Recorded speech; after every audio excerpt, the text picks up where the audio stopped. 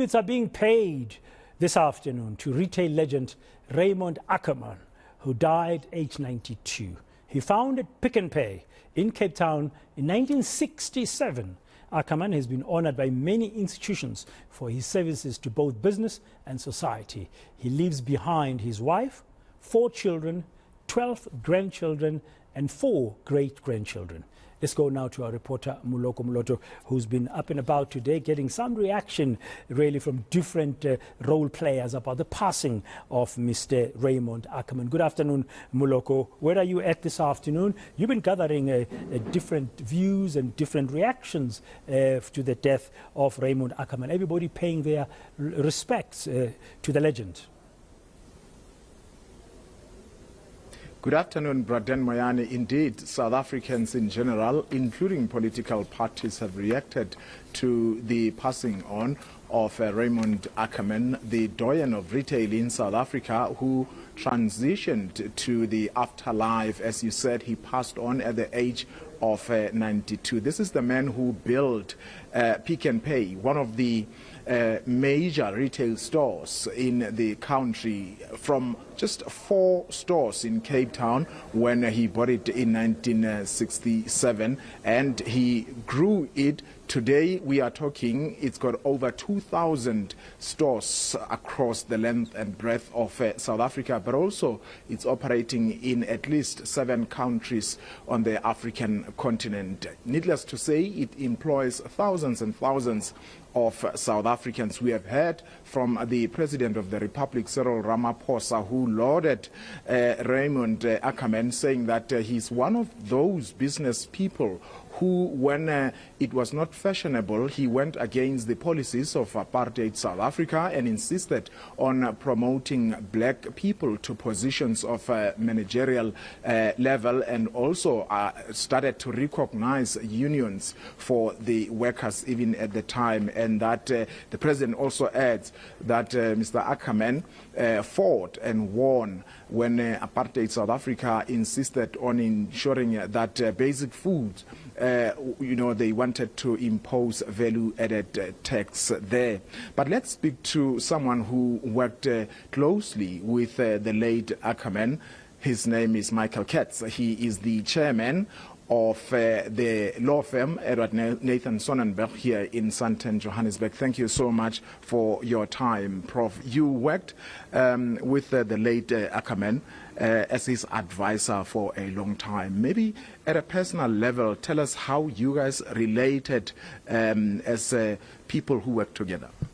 I had a great admiration for Raymond Ackerman, and there were many attributes of his that really stood out. And if I may mention some of them, one of the things that really I admired was his partnership with his wife Wendy. There was nothing that Raymond ever asked me without saying, I'm going to talk to Wendy, or I've spoken to Wendy, what do you think? And this was really a remarkable partnership, and really he was a great role model in that sense. Also, what I admired about Raymond was his sense of fairness. Whenever he asked me something, he said, is it fair to all parties if he was going to do a transaction? That was always an essential ingredient.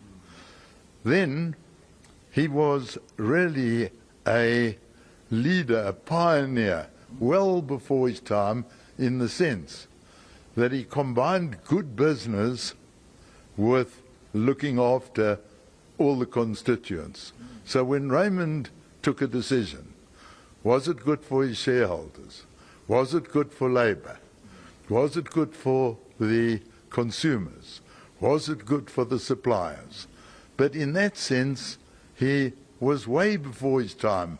Today people are starting to say it's good business to look after all the stakeholders in a company. Raymond was way ahead of that. And then the other thing I would say, notwithstanding his great success that everyone has lauded, he was very humble. People made a fuss of him he didn't make a fuss of himself. People lauded him. He always had a good sense of perception. Yeah. And he was a great family man. It was important to him, his family, his community. And Raymond was a role model that's really hard to replace. Yeah.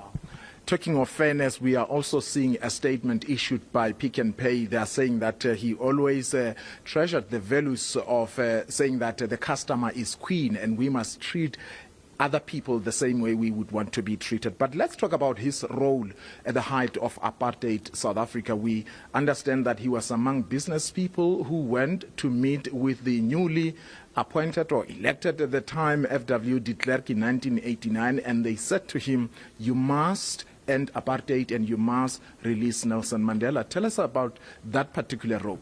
Yes, he was a leader in the business community in speaking out against apartheid and the importance of a new dispensation. He was quite outspoken, and President Ramaphosa today, in his tribute, made mention of that fact. I mean, in South Africa today, obviously business has a major role to play at the height of joblessness. And we know that the private sector is the largest employer of the 16 million South Africans. Only just over 1 million who are employed, only over 1 million are employed in government. What then would be the role of business as he has now departed? What would be the major values that you would think business needs to espouse? One, as they create jobs, also juxtaposing that with profit making. So the whole emphasis today on ESG, environment, society, governance, and the necessity in looking after all the stakeholders of a company. A company makes its profits from society, from its business in a society. And Raymond was one of the pioneers, almost alone in his time, in recognizing that there is no tension between good business, what I mean by good business, good purpose, looking after your stakeholders and making profits. He was a pioneer in recognizing that those values reinforce each other. They're not in tension with each other. Yeah. Let's conclude then, Prof. We are seeing the tributes continuing to pour in across the political party lines and also, as we also said, from government. From us as ordinary South Africans, how do you think perhaps we should honor the memory and the legacy of Ackerman, who's been described as a true patriot?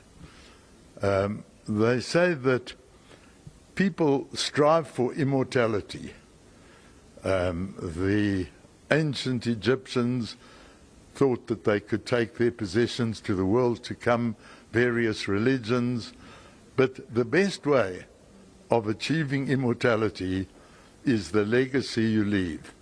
The legacy you leave of good deeds, of being a good role model. And I think in that sense, Raymond Ackerman has achieved immortality. Thank you so much. Professor Michael Katz, who is chairperson of law firm Edward Nathan Sonnenberg here in Sandton, Johannesburg, really paying tribute to the fallen businessman there, Raymond Ackerman. Thank you very much, Moloko Moloto there. And of course, we'll continue paying tribute to Raymond Ackerman throughout this afternoon here on eNCA. More news shortly. Stay with us.